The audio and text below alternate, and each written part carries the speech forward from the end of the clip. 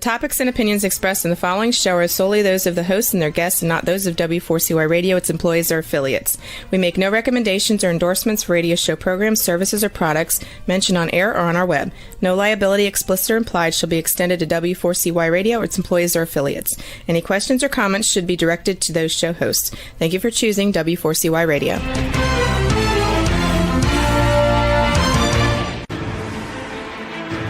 What's working on purpose anyway? Each week, we ponder the answer to this question. People ache for meaning and purpose at work, to contribute their talents passionately and know their lives really matter.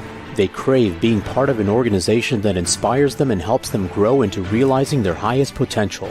Business can be such a force for good in the world, elevating humanity. In our program, we provide guidance and inspiration to help usher in this world we all want, working on purpose. Now, here's your host, Dr. Elise Cortez.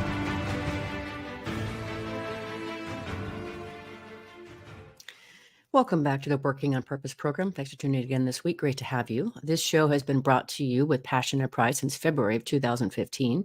I'm your host, Dr. Elise Cortez. If we've not met before, I'm an organizational psychologist and logotherapist, speaker, and author.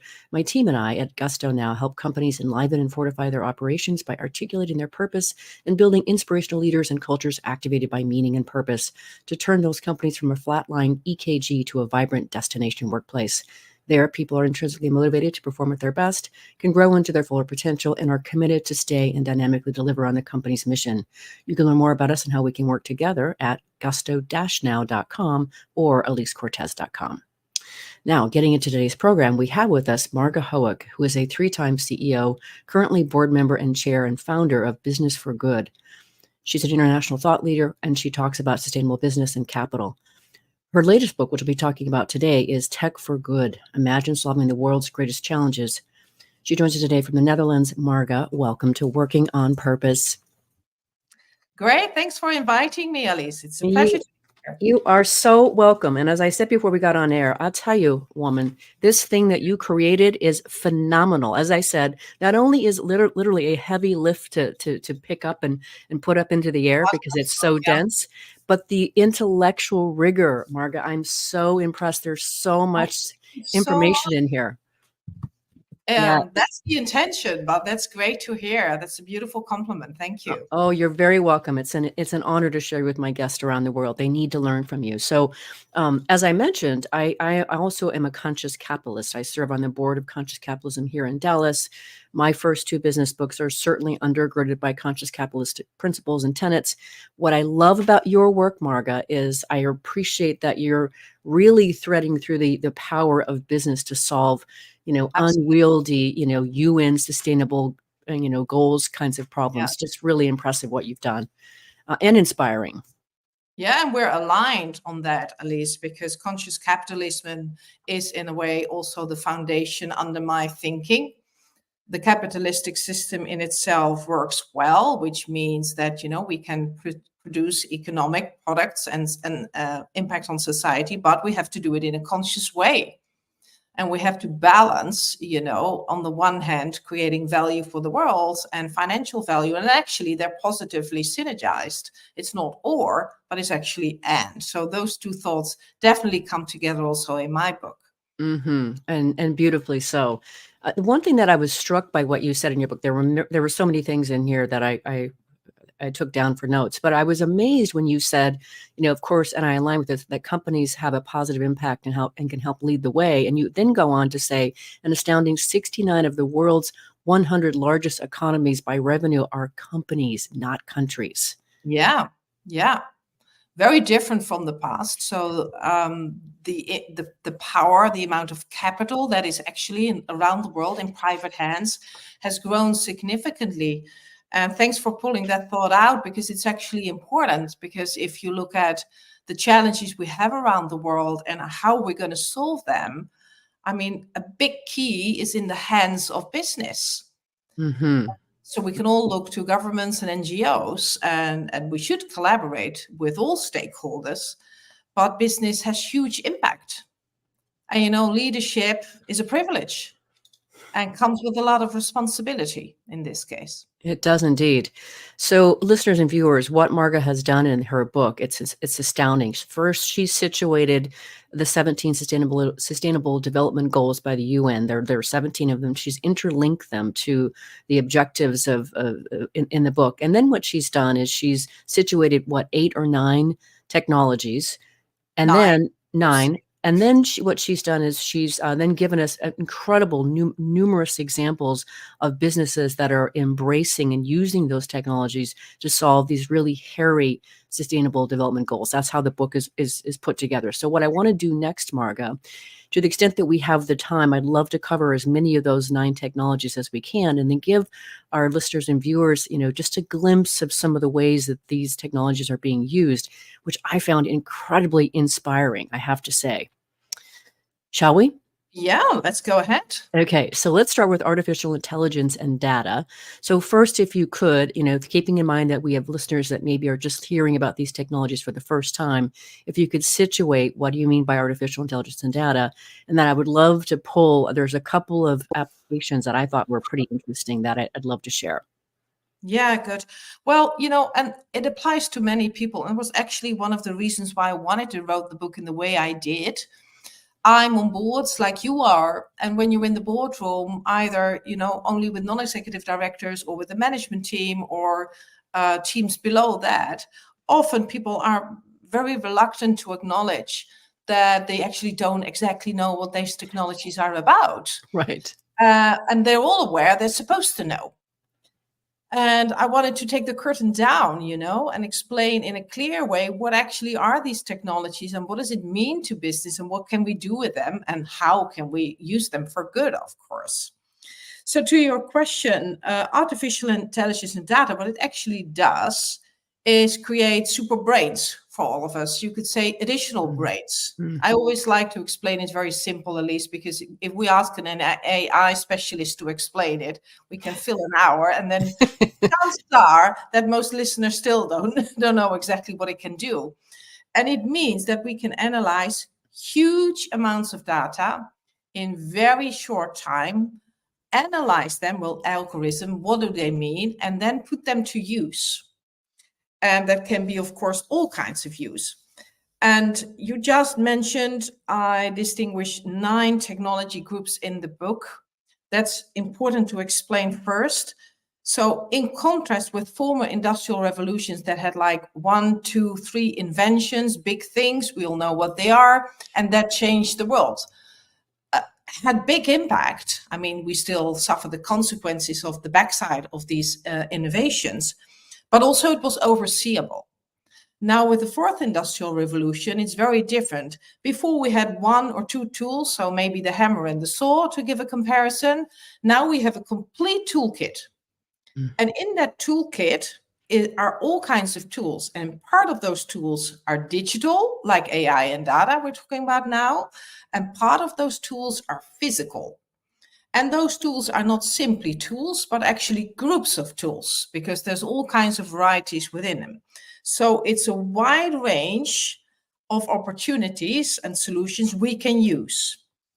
Some of these technologies, like AI and data, are actually what I would call foundational technology. So if you think about building blocks, you need connectivity, you need AI and data and Internet of Things as a foundation to be able to build other things on it. So it's a foundational technology. And with AI, for instance, we can see around the world what happens where. We can analyze health data, so to solve illnesses much quicker because we can see the pattern, we can analyze it. We can use it for traffic, logistics, all kinds of areas we can apply it to. That's what AI and data are about in a very simple wording. Beautiful, Marga. Thank you. And then to give an example, just one of the examples. I grew up, Marga. My parents were farmers before they got in the restaurant business. So one of course, the Sustainable Development Goals is to solve world hunger. And so, if you could just speak a little bit about how AI and data are being used to make agriculture and farming more efficient to feed more people. Yeah, good point, Elise. So AI and data is very important for the whole agriculture and hunger area. For instance, to give you a concrete example, and also which is a case in the book, is Azure Farm Beats. And what is that? That's actually a platform, a digital platform in combination with some sensors and drones that can be applied to farms. It's not that expensive, so it's not that only big companies can do that, because that wouldn't solve the problem, now would it? And the combination of those technologies means that you do things much more precise than you would do before. So, and you prevent harvest loss. So, for instance, illnesses are tracked and traced very early on. You know exactly how much water to put in, and we don't put in more than necessary at the best moment. So, on average, with these technologies, you use at least 40% less water. You use LED lighting in addition to normal lighting, so they can grow much quicker and much more. You use the most optimum feeding conditions and ground conditions, and with those technologies, you can exactly measure it.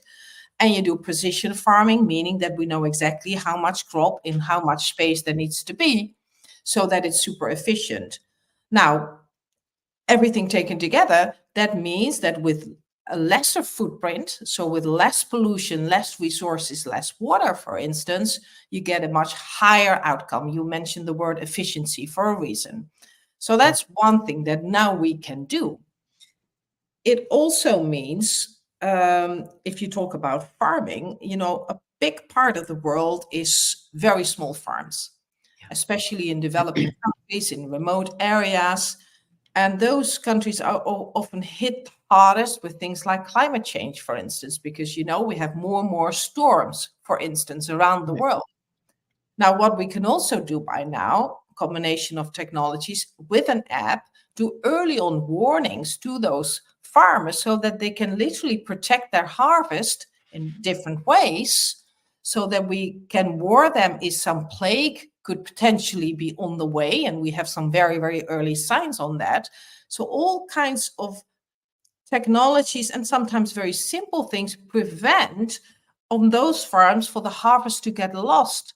When the harvest would get lost, it would mean more poverty, it would mean more hunger. So preventing this, securing that what the farmers actually grow is going to be harvested, is of great value.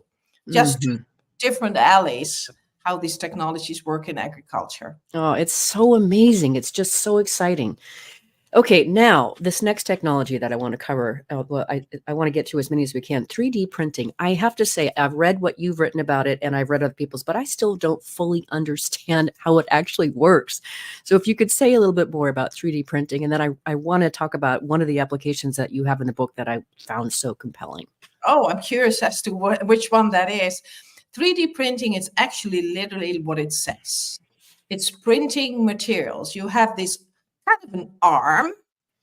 It goes back and forth, and it builds up an object, line by line, going back and forth. So if you would rationally think about it, you would think that's crazy. That's going to take forever, you know, going line by line. But actually, it goes super fast, and it can build up even houses or bridges. But it can also be as small as a thing between your two fingers. So the range of what it can do is huge. Yeah. And it can be applied in many different ways. Let's take an example like healthcare, for instance. You can imagine in the beginning, we had 3D printing machines that were huge or super expensive. And one thing that I describe in the book, the more the technology scaled up and developed, the lower the cost price, of course. And the more competition, that's also an economic fact. But that also means it becomes available to consumers, and it becomes available with people not so much money. And that means that we can also decentralize production and construction with 3D printing, which is very, very important thing, because it means that you can build up economies in different places in the world, and you don't have to ship stuff around the world. So you can, for instance, let's take an example in New York, and then we'll get to your example that you found so thrilling. FramLab is a company that now 3D prints shelters for homeless people. Wow. the cost price, I think from the top of my head, is around 50 to 60% lower than if you would build it in a regular way. But that's not even the most important thing. Is it uses much less space, and space is the problem in cities because it's vertical, it's small, and it prints the whole little house with beds, closet, everything in it for a much lower price, and it can be taken away and replaced.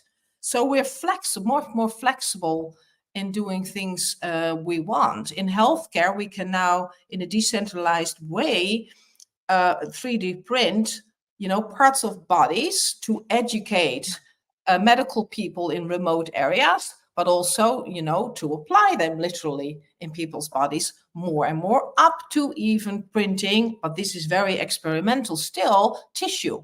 I saw that. That was intriguing. Yeah, that's intriguing. And for me, it's also intriguing in another way, because imagine if we can solve bigger problems. We all know about all the crimes going on in trading in tissue and organs. If we're able to produce much more, that's huge problems we can solve with that. And not have to rely on donors, as you say in the book. Exactly. Because you said, the thing that I got really excited about, Marga, I just couldn't possibly even imagine this, is you talk in your book about how coral reefs are being produced via 3D printing, and then able to fortify and sustain that. That was just so exciting to me, so compelling, but I had no idea this was being done. Yeah, it was to me as well. And when I had written the book, you get to a point where you have done all the content and the research, and you think, what do I want to bring in psychologically to people, as a layer above? And then I thought, I really want people to dare to imagine again. I loved that. Because, logic will take us from A to B, but imagination takes us anywhere. So it's important to really touch people's power to imagine. And when I was thinking about that, I then used the example of the coral reefs that you just mentioned, Elise, because it's amazing. We can undo literally the harm that we've done. Yeah. That's not an excuse to go on doing harm, of course, but we can restore what we've broken down, literally in the case of coral reefs. And because we can do it so well, nature doesn't recognize it to be fake. So the wildlife around it can, the whole ecosystem can be restored. And those coral reefs are threatened to be extinct, in only a few decades, 90% will be gone if we don't really dramatically change our action. And it's not just the coral reefs, it's all the wildlife. It has far-going consequences. Oh, let's grab our first break and let our listeners and viewers just really contemplate the notion of what you just shared there. It's immense. I'm your host, Dr. Elise Cortez. We've been on the air with Marga Hoek. She's a 3-time CEO, currently a board member, chair, and the founder of Business for Good. We've been talking about a few of the technologies from her book, Tech for Good. After the break, we're going to continue on to some more. Stay with us. We'll be right back.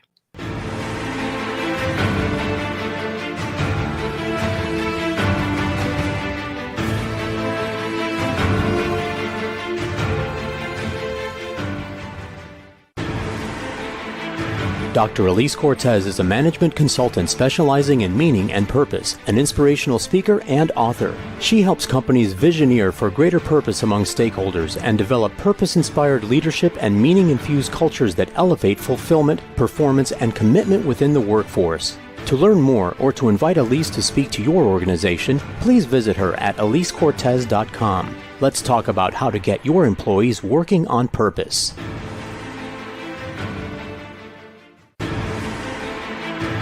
This is Working on Purpose with Dr. Elise Cortez. To reach our program today or to open a conversation with Elise, send an email to Elise, A-L-I-S-E, at elisecortez.com. Now, back to Working on Purpose.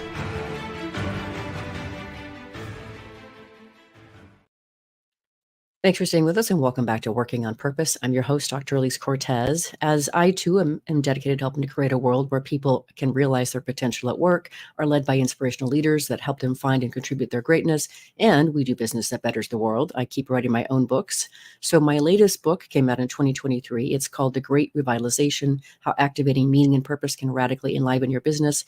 And I wrote it for leaders to help them understand the changed playing field of the workforce today. And then I offer 22 best practices to help them create a culture to actually address that. My guest today is Marga Hoek. She is the author of Tech for Good: Imagine Solving the World's Greatest Challenges. So the next one I want to talk about here is robotics. And I have to say, again, the example that I saw in your book about how that's being used just blew me away. But let's talk about robotics first. Yeah, let's do. So robotic comes in very different shapes and forms. It's not just one robot. In the book, I include a full page with all kinds of different types of robots. Some are very big, some are very small, therefore very different purposes. Robotics always work together with one of the other digital technologies, to create the algorithms, to have a platform, and so on. We can have conscious decisions from now on, what is wise to have humankind do and what is wise to use robots for. Yeah. And I find it important to say that because I often get the questions, oh, robots, will take our jobs and we'll be out of the picture because there's robots now. But you can also look at it from a different angle, Then I say, we can have robots go into burning houses. It can be the first line for firefighters. Go into the fire. They can't burn. We don't have to fear for their lives. So let's do that. Robots can go into disaster sites. Maybe a bit of a depressing example, but still a very important one. At the battlefields, if somebody gets injured, the first 30 seconds is the most important to rescue somebody. We can have robots do that. We can have robots clean hospitals, and they have been used for that reasons. For instance, during the pandemic, they were of great use. China was ahead of everyone in applying robotics for that reason, to clean the hospitals, to go into whatever kind of contaminated area. And we want to protect people from that. So that's a very different way to look at robots. Also, we have high societal needs. We have a lot of people that are older now, and we don't have enough people to care for them other than the basic needs. And by now, robots have evolved to such an extent that they can recognize emotions, and they can play into that emotions, and they can learn. They can actually get to know somebody they work for. For that reason, in some elderly homes, for instance, kind robotics of a specific type are used to play with people, to help, to support, or to lift people from beds, which is just very literally heavy lifting work that we have to protect people for. So robots and people will coincide, and we have to use the best of both worlds, I think. That's just, I was really quite astounded to learn how much they had developed the emotional intelligence piece. That was really, really surprising to me. And then the other example that really was compelling to me is how some companies have developed robotics to help children on the autism spectrum to develop and learn and grow. Really compelling. Yeah.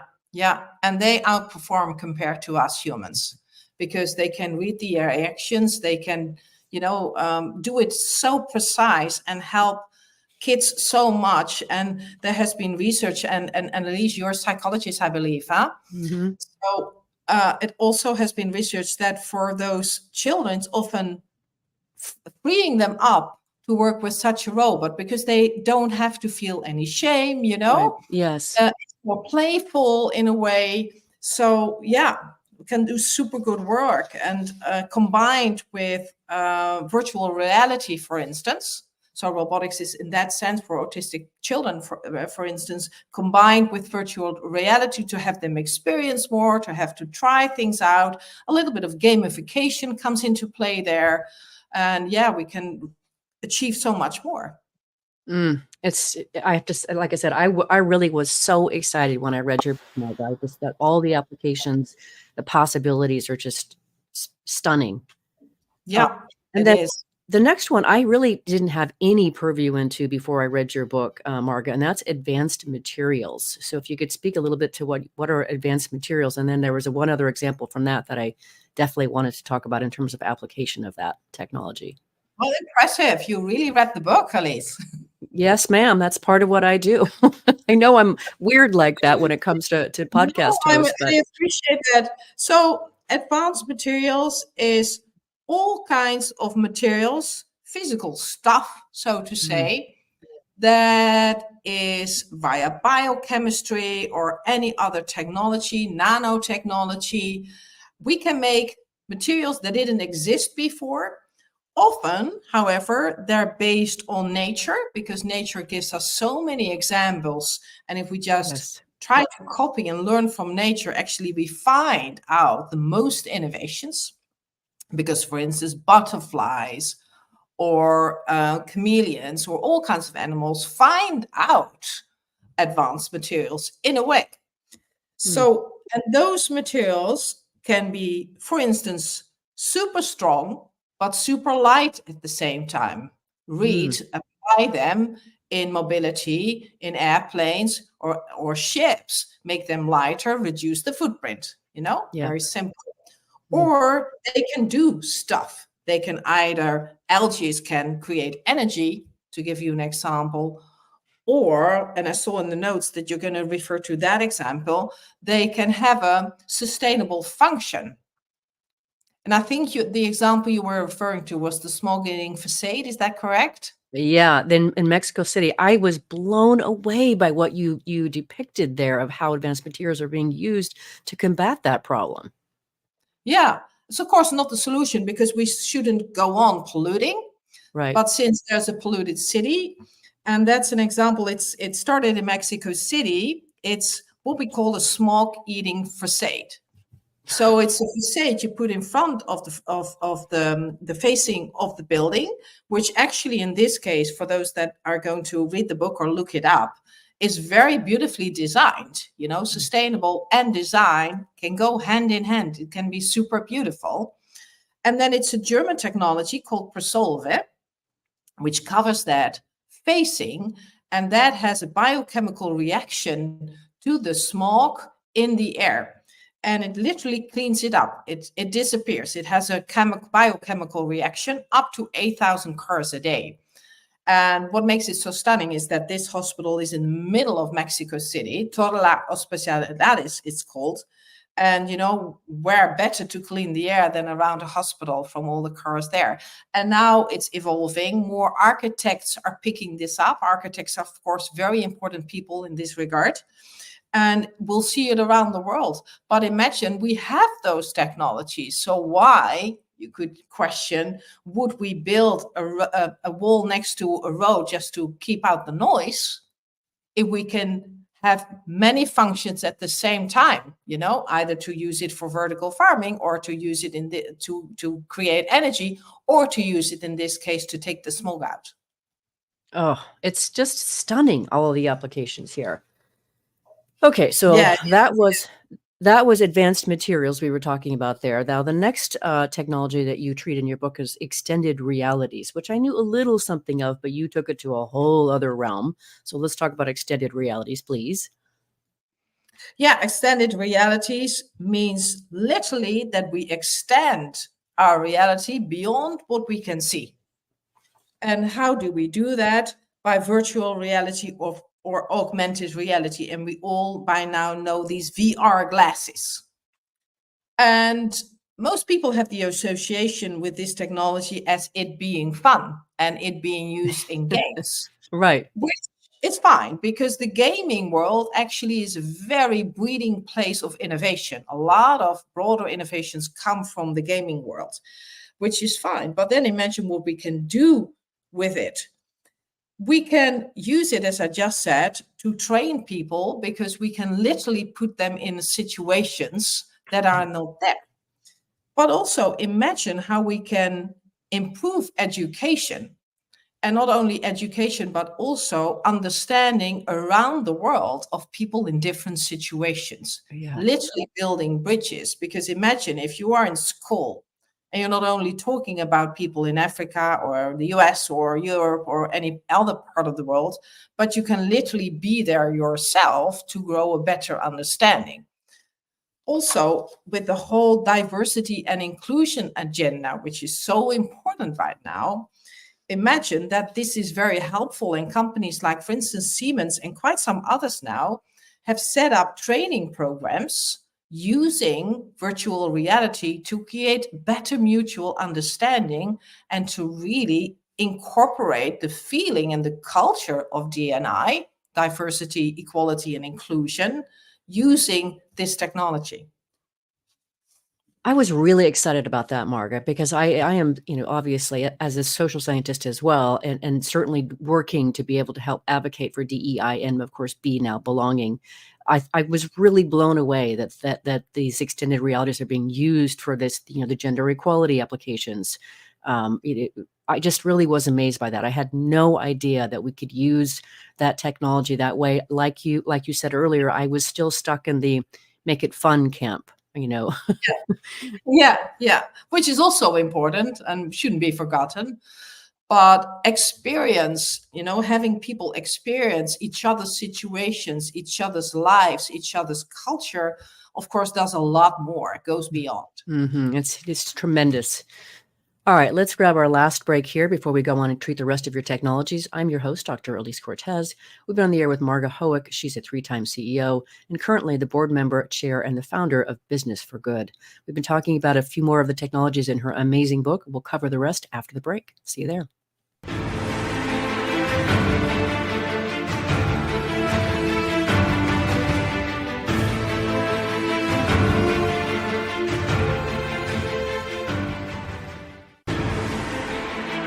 Dr. Elise Cortez is a management consultant specializing in meaning and purpose, an inspirational speaker and author. She helps companies visioneer for greater purpose among stakeholders and develop purpose-inspired leadership and meaning-infused cultures that elevate fulfillment, performance, and commitment within the workforce. To learn more or to invite Elise to speak to your organization, please visit her at elisecortez.com. Let's talk about how to get your employees working on purpose.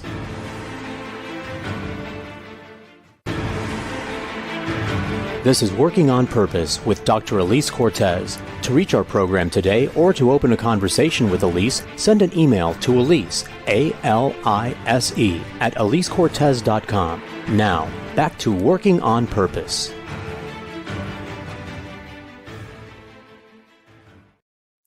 Thanks for staying with us and welcome back to Working on Purpose. I'm your host, Dr. Elise Cortez.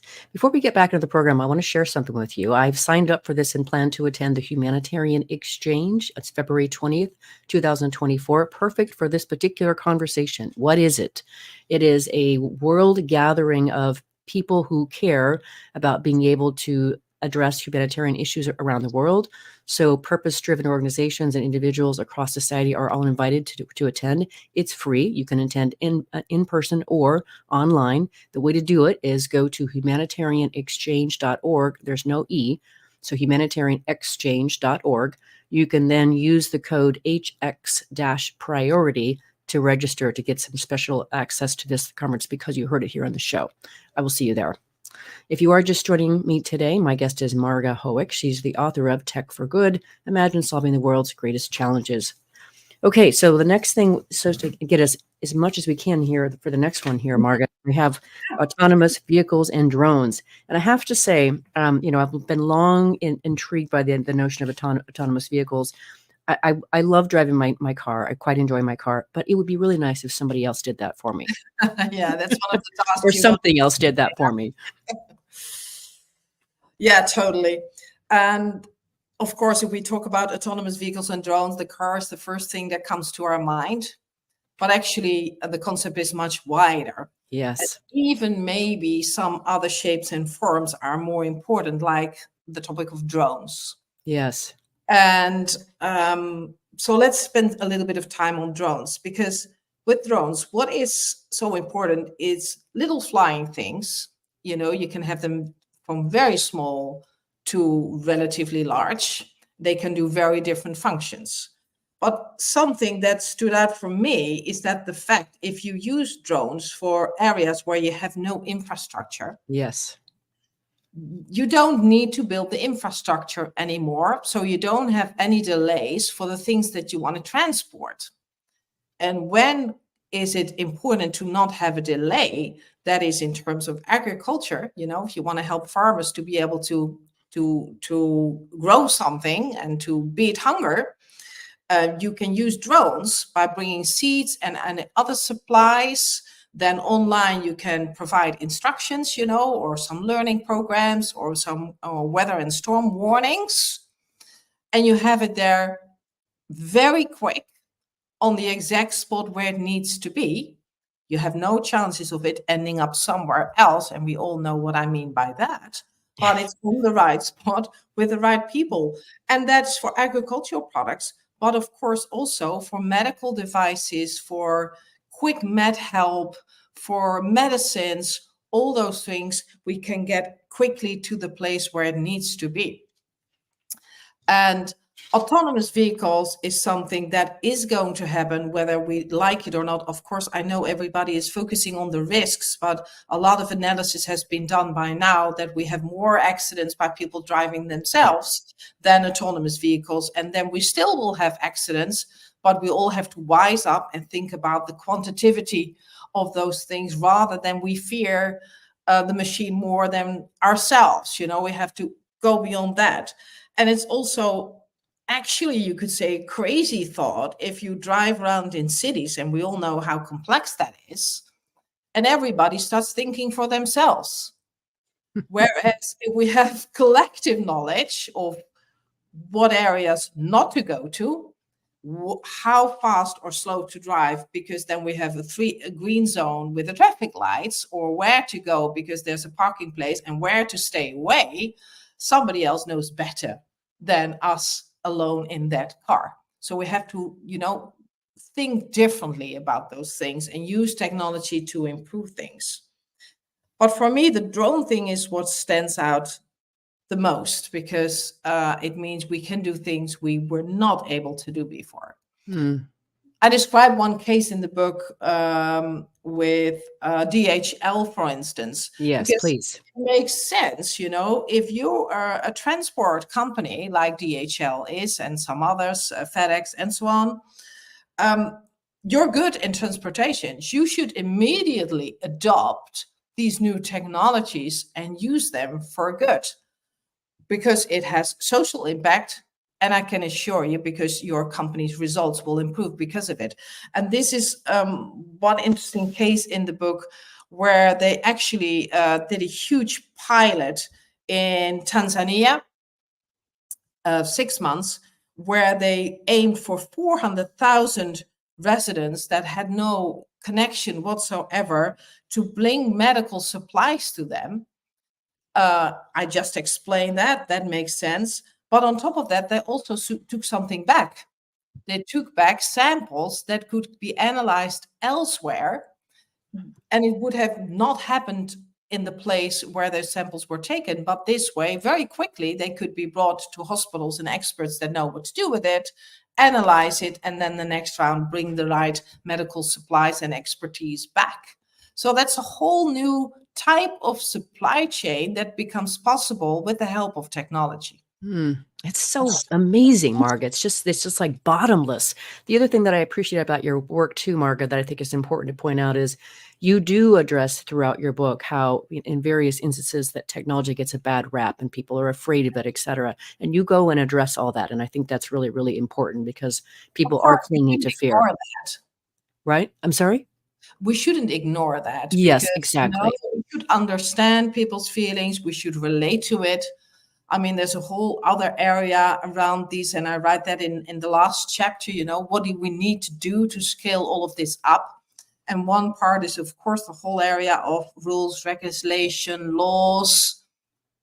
But then equally, I was at the Financial Times event the other day where I was asked, what do we need to do? And I said, we also have to, on top of mitigating the risks, shift from legislation that focuses on doing no harm to legislation that focuses on doing good. Otherwise, we delay all these solutions that we actually desperately need around the world. Oh, that is so powerful, Marga. That perspective, that lens is incredibly powerful. Okay, let's move on. There's I think two more technologies that I want to cover. Yeah. So next is blockchain. I learned a little something about blockchain from a previous guest, but again, as we would expect, you took it to a whole other level and helped us understand various applications that just really extend what I ever knew about it. So let's talk about blockchain. First, what is it? If I shouldn't say it like that, but to make everybody understand, it's actually a tracking and tracing technology. It's a system that makes the connections visible.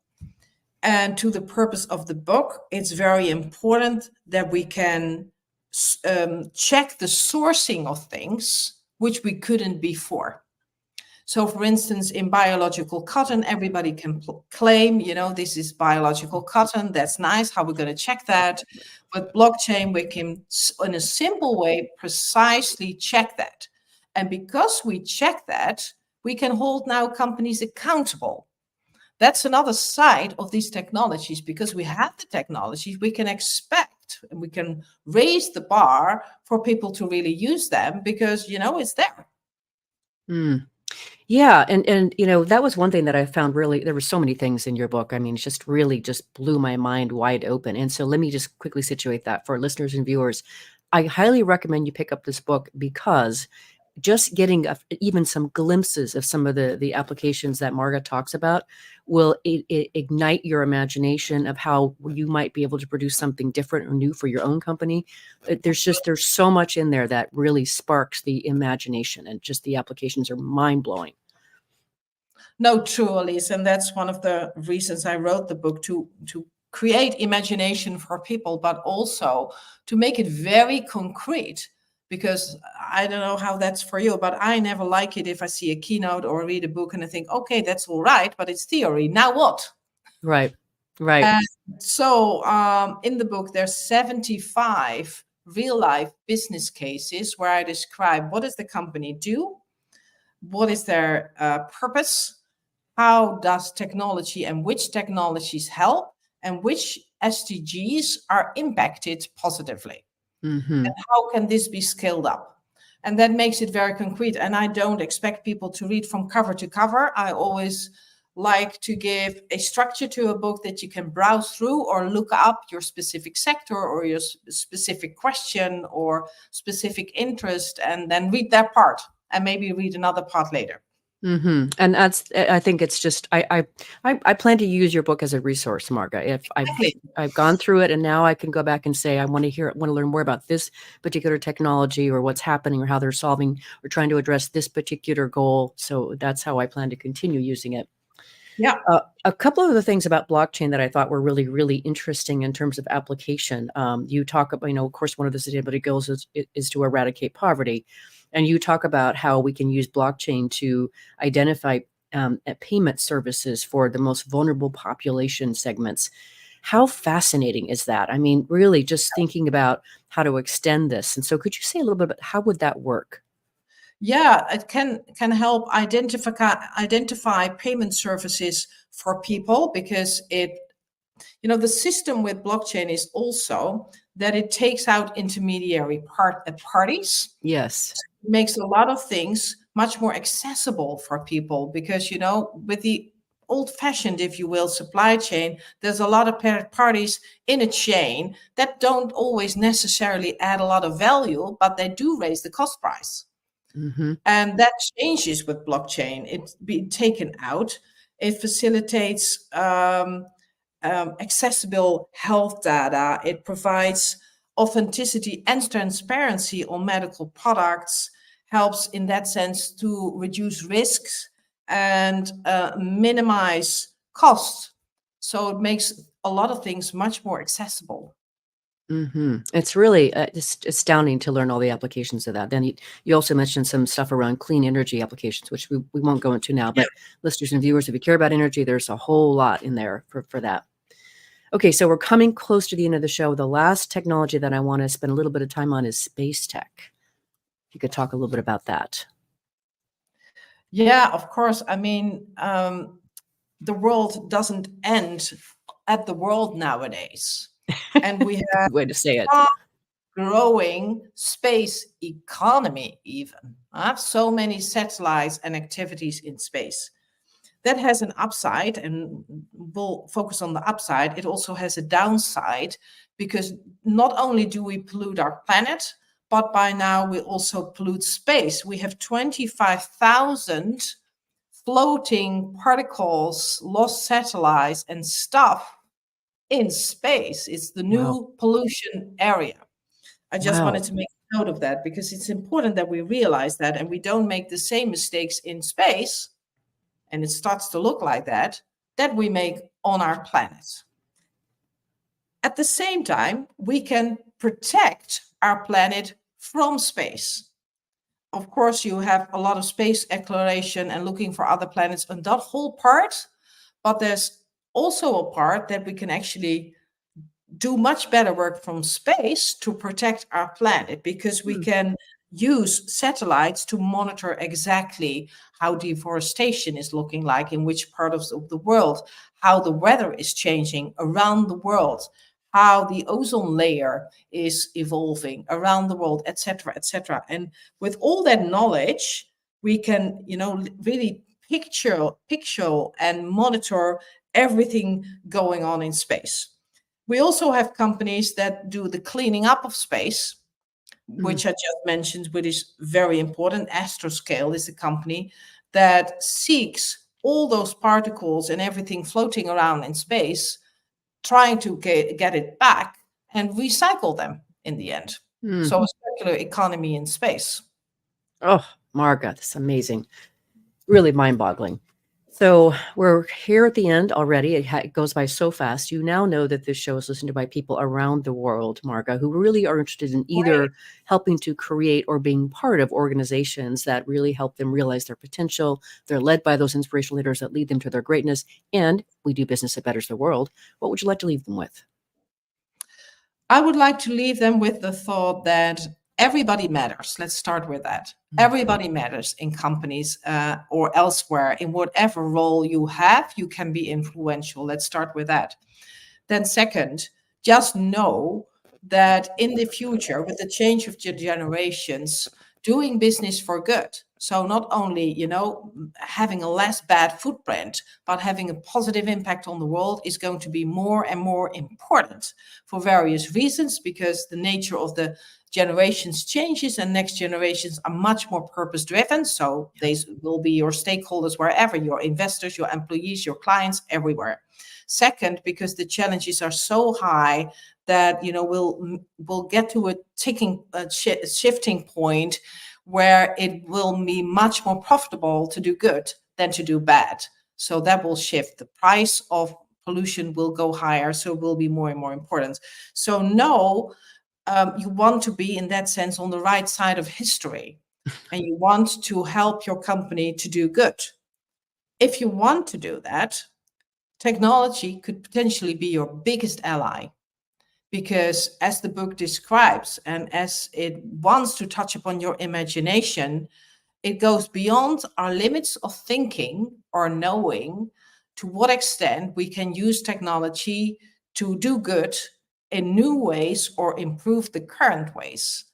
And to embrace that and to know more about that means that for everybody listening, will help your company to be more innovative, to strengthen a competitive position, to do more good, and to be more successful in the future.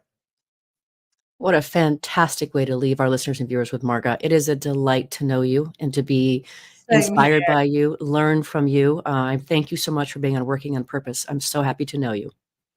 Likewise. Thank you so much for inviting me, Elise. It was a great conversation. Very, very, very welcome. Listeners and viewers, you're not going to want to let this woman go. So let me tell you how to find her. So the easiest way is to go to her personal website. It's margahoek.com. Let me spell that for you. It's MargaHoek.com, Marga Hoek. So that way you can look at the rest of her books, what she's up to in her businesses, etc. It's amazing for what she's up to. Last week, if you missed the live show, you can always catch it via recorded podcast. We were on the air with Monica Parker talking about her incredibly meaty and enlivening book, The Power of Wonder, the extraordinary emotion that will change the way you live, learn, and lead. We learned that wonder is both a journey and a destination, a verb and a noun, a process and an outcome, and that there are 5 interlinking elements that comprise the wonder cycle. We also dove into ascertaining the extent to which we might be wonder-prone ourselves. Next week, we'll be on the air with Deb Smolensky talking about her new book, Brain On, Mental Fitness Strategies for Sharpening Focus, Boosting Energy, and Winning the Workday. See you there. Remember that work is one of the best adventures and means of realizing our potential and making the impact we crave. So let's work on purpose. We hope you've enjoyed this week's program. Be sure to tune into Working on Purpose, featuring your host, Dr. Elise Cortez, each week on W4CY. Together, we'll create a world where business operates conscientiously, leadership inspires impassioned performance, and employees are fulfilled in work that provides the meaning and purpose they crave. See you there. Let's work on purpose.